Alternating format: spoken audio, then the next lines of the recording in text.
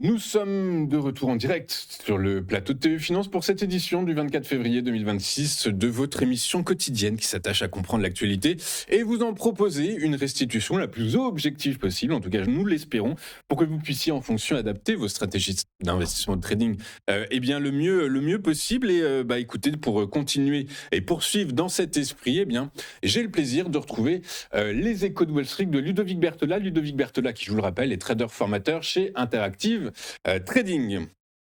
Et donc, dans un premier temps, on va parler du WTI. Le WTI qui est bousculé entre tension Washington-Téhéran et incertitude commerciale. Le WTI prend de l'épaisseur. Est-ce que c'est cependant le bon moment pour rentrer sur ce dossier-là, Ludovic ?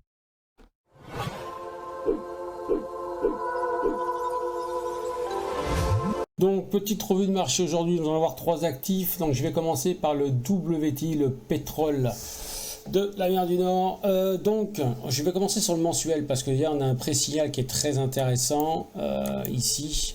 Alors, premier point, on a ici quasiment fait un triple bottom sur les mois de l'année dernière, avril et mai. Nous sommes bien évidemment capés par une oblique baissière avec plusieurs points de contact, comme on peut le voir, 1 point, 2, 3, 4, 5. Elle a été légèrement cassée le mois dernier, mais je pense que là, alors il faut attendre la fin du mois, forcément, donc ce sera d'ici vendredi soir. Ici, on a quand même une belle bougie qui nous montre que les prix risquent de continuer de monter sur les prochains mois pour aller chercher la zone suivante, aux alentours des 83,45 voire les 95 sur une grosse accélération. Je descends en hebdomadaire, donc là j'affine un peu plus l'analyse technique. Donc pareil, ici on est capé par une oblique baissière avec 1 point, 2, 3 points de contact. Donc déjà, voilà, le premier target, on peut le voir, c'est l'oblique baissière aux alentours, alors peut-être pas cette semaine ou la semaine prochaine, je ne sais pas, aux alentours des 70. Et après, nous avons une très grosse zone ici de rejet qui peut arriver aux alentours donc des 76 voire des 95-76. Donc ici, voilà, ce serait un premier coup d'arrêt assez important, d'accord. Mais déjà, premièrement, ici, là, l'oblique baissière hebdomadaire. Donc là, j'affine encore plus et je ne descendrai pas en dessous au niveau du journalier. Donc je vous ai dit le gros target, alors ce sera peut-être qu'il faudra 2 mois, 3 mois, 4 mois, je ne le sais pas. Aller chercher le bas donc, de cette zone-là, comme je vous l'ai dit tout à l'heure, à 83,45 sur le mensuel.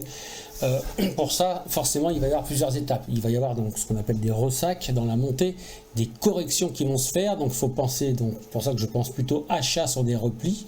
Et là, sur le journalier, voilà, ce que je m'aperçois, c'est que ici, déjà, on avait aussi une oblique baissière qui a été validée, cassée, pullbackée, ils sont repartis, ils ont refait ce qu'on appelle une loi de haussière. Nous avons une zone ici importante pour la continuité de cette hausse, c'est les 58, 70, 60.5 ici, qui est la zone à ne pas casser en clôture de bougie journalière pour pouvoir poursuivre la hausse.